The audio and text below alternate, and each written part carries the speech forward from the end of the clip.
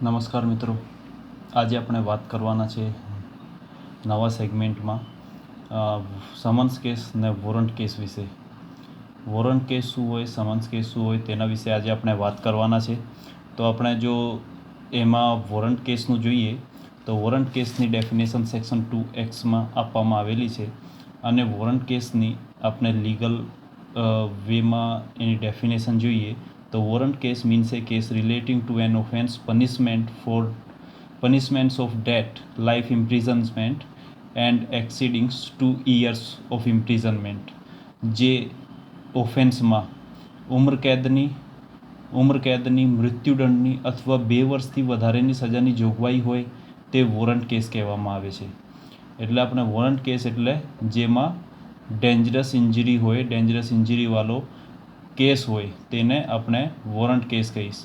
Summons case કેવો case હોય? Summons કેસની ડેફિનેશન સેક્શન 2(x) આપવામાં આવેલી છે. Summons case means a case relating to an offence and not being a warrant case. જે warrant case ના હોય એ સમન્સ કેસ છે.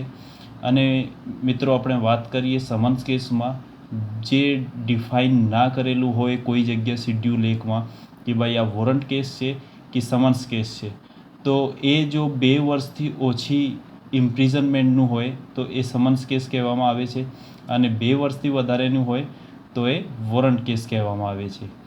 અને આપણે જો વોરંટ કેસ વિશે વાત કરીએ, વોરંટ કેસીસની પ્રોસિડિંગની જે પ્રક્રિયા છે એ ચેપ્ટર 19માં આપવામાં આવેલી છે અને સમન્સ કેસીસની ચેપ્ટર 20માં આપવામાં આવેલી છે. જે CRPCનું છે એમાં એની પ્રોસિડિંગ આપવામાં આવેલી છે, કેસોની પ્રોસિડિંગ. તો આપણે વોરંટ કેસ વિશે વાત કરીએ તો વોરંટ કેસની જો કહેવા જઈએ તો એમાં શું હોય કે in a warrant case a charge is to be frame against the accused and the adjudication follows the charge he is to be adjudged either innocent or guilty. એમાં વોરંટ કેસમાં જે આરોપી હોય, જે એક્યુઝડ હોય એની સામે તહોમત ફરવામાં આવે છે, ચાર્જ ફ્રેમ કરવામાં આવે છે અને એ ચાર્જ ફ્રેમ કરીને એને પૂછવામાં આવે છે કે ભાઈ તમને આ ગુનો કબૂલ છે કે નથી. અને એ ગુનો કબૂલ હોય કે નથી હોય પણ એ જે ચાર્જ ફ્રેમ કરવામાં આવે છે એ ચાર્જ ફ્રેમ કર્યા પછી જે પ્રોસિડિંગ ચાલે એમાં એ ગિલ્ટી સાબિત થાય અથવા તો એને નિર્દોષ છોડી મૂકવામાં આવે. પરંતુ સામે સમન્સ કેસમાં ચાર્જ ફ્રેમ કરવામાં આવતું નથી. ડાયરેક્ટ ક્વેશ્ચન આન્સરના સ્વરૂપે સમન્સ કેસમાં આરોપીને પૂછવામાં આવે છે કે ભાઈ તમે સો એન્ડ સો ઓફેન્સ કર્યું છે, શું તમને આ કબૂલ છે? તો એ પ્રમાણેની પ્રોસિડિંગ કરવામાં આવે છે. અને આ વોરંટ કેસ છે એ બહુ મોટો કેસ કહેવાય. એમાં જે મોટાઓ કેસો હોય, જે 2 વર્ષથી સજાના 2 વર્ષથી વધારે સજાના કેસો હોય અને વોરંટ કેસમાં 2 વર્ષથી ઓછીની જે સજા થતી હોય એવા કેસો હોય. પછી આપણે વાત કરીએ એમાં આપવામાં આવેલું છે કે એને વોરંટ કેસમાં the charge has to be framed and thereafter the accused may plead guilty and the magistrate is in this discretion may conviction. Section 241 એવું કહે છે CRPCનું કે એક્યુઝ દ્વારા એ ગુનો કબૂલ કરવામાં આવેલું હોય, એમાં પ્લી ગિલ્ટી થયેલો હોય તો એ મજિસ્ટ્રેટ એને કન્વિક્શન કરી શકે, સજા કરી શકે, એ મજિસ્ટ્રેટને પાવર છે. સામે સમન્સ કેસની વાત કરીએ તો સમન્સ કેસમાં જો પ્લી ગિલ્ટી થયેલો હોય તો સેક્શન 252 મુજબ એને મજિસ્ટ્રેટ પનિશમેન્ટ કરી શકે છે. અને જો આપણે વાત કરીએ શું વોરંટ કેસ, આપણે પ્રશ્ન આવે શું વોરંટ કેસ સમન્સ કેસ બની શકે? નહીં.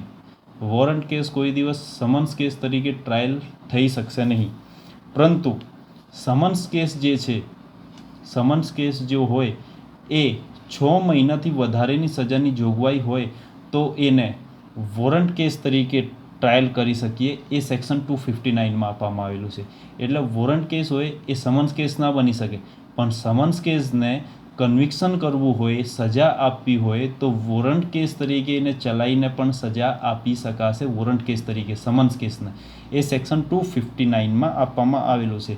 પરંતુ એની કન્ડિશન છે કે 6 મહિનાથી વધારેની સજા હોવી જોઈએ. 6 મહિનાથી ઓછી નહીં, 6 મહિનાથી વધારેની સજા હોવી જોઈએ તો એ સમન્સ કેસ વોરંટ કેસમાં ટ્રાયલ થઈ શકે. મતલબ કે વોરંટ કેસમાં એને પનિશમેન્ટ થઈ શકે છે.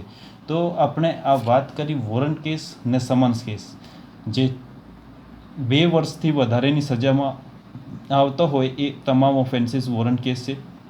અને 2 વર્ષથી ઓછીની સજા હોય શિડ્યુલ 1માં જે પ્રમાણે આપવામાં આવેલ શિડ્યુલ 1માં આપવામાં આવેલું હોય કે આ સમન્સ કેસ પ્રમાણે ટ્રાયલ થશે કે વોરંટ કેસ પ્રમાણે, એમાં સજા પ્રમાણે નક્કી હોય કે ભાઈ જેમ કે આ કોઈ કેસ છે, એ કેસમાં જે સજાની જોગવાઈ છે 2 વર્ષથી ઓછીની છે અને ડિફાઇન નથી કરેલું કે ભાઈ આ કયા કેસમાં જશે, કોગ્નિઝેબલ છે કે નોન કોગ્નિઝેબલ છે, તો એ પ્રમાણે એમાં પ્રોસિડિંગ કરવામાં આવતી હોય.